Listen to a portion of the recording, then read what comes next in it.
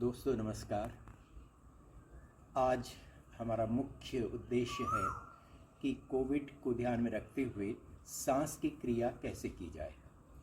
तो हमें हमारे खून में सांस की मात्रा मतलब कि शुद्ध हवा की मात्रा बढ़ानी है।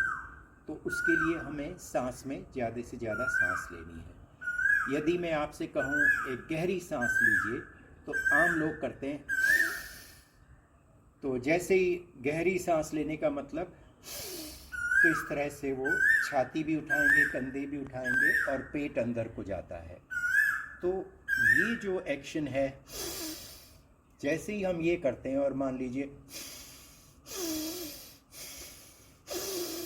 तो जैसे ही हम ये वाला एक्शन ले आते हैं तो हमारी सांस बहुत ही फॉल्टी हो जाती है। क्यों गलत हो जाती है?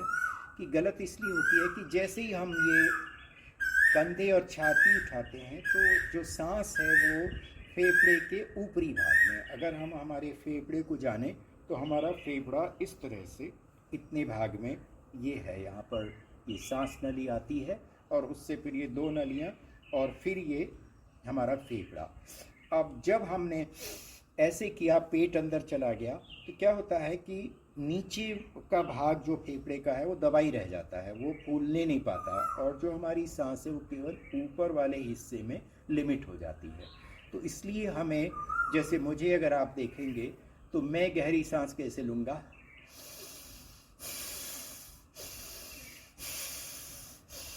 तो मैं अपने पेट को चला रहा हूँ,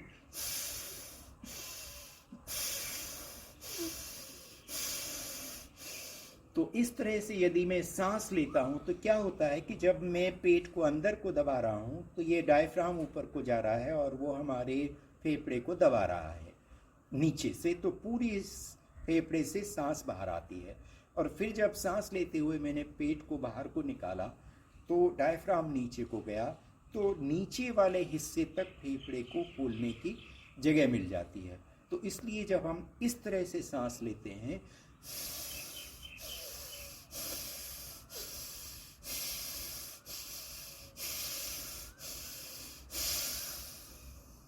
तो हमें बहुत ज़्यादा सांस मिलती है। अब यदि इसी ट्रेनिंग को हम आगे बढ़ाएंगे तो हम आगे चल के क्या कर सकते हैं कि हम पेट को भी फुला सकते हैं और हल्का सा छाती को भी फुला सकते हैं। तो उस केस में फेफड़ों को और फूलने की जगह मिलती है। तो उसमें क्या एक्शन दिखाई देगा?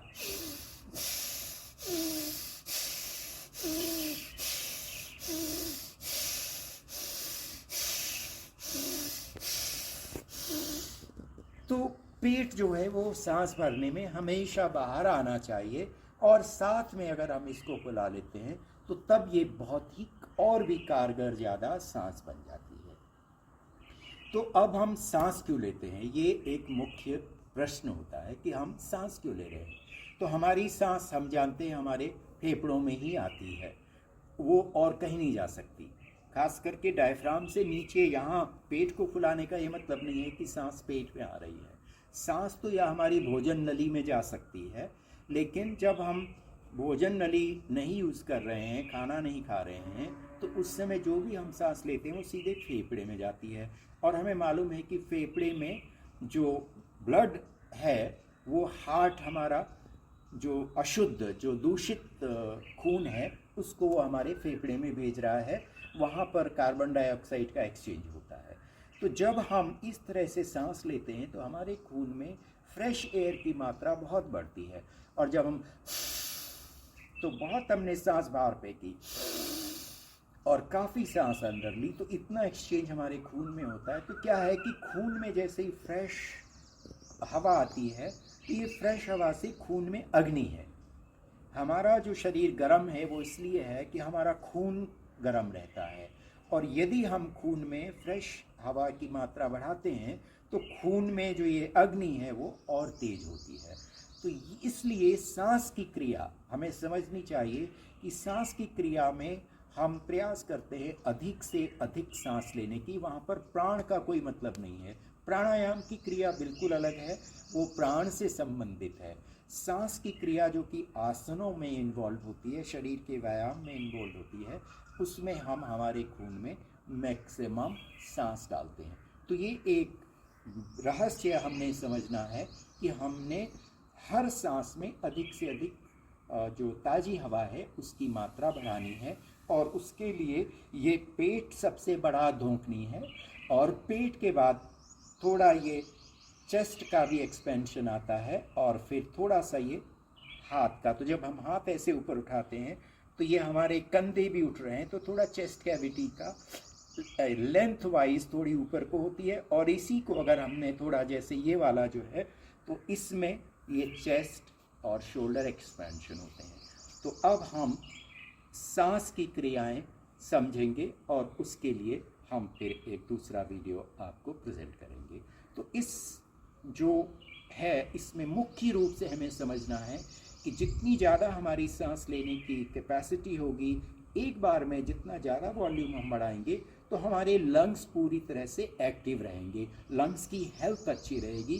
तो जो आजकल कोविड की सबसे प्रॉब्लम है कि सांस लेने में प्रॉब्लम होने लगती है, क्योंकि हमारा जो सांस की नली है वो ब्लॉक होती है, उसमें कफ जमा हो जाता है, तो उस कफ को भी निकालना बहुत ज़रूरी है।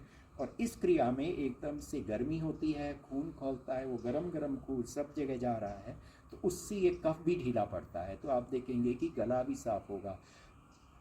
तो ये इसकी कई तरह से एडवांटेजेस हैं।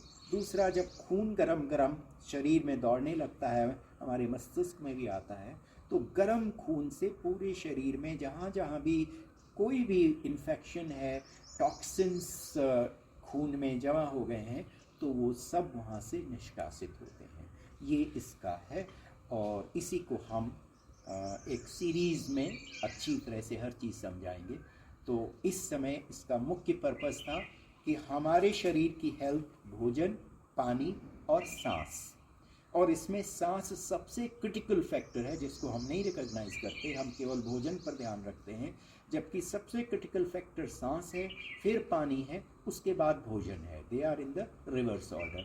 तो इसी पूरे विज्ञान को हम अच्छी तरह से समझ लेंगे तो हमारे शरीर का स्वास्थ्य केवल इन 3 चीज़ों के माध्यम से बहुत कुछ स्वस्थ बनाए रखा जा सकता है, बिल्कुल प्राकृतिक तरह से। धन्यवाद।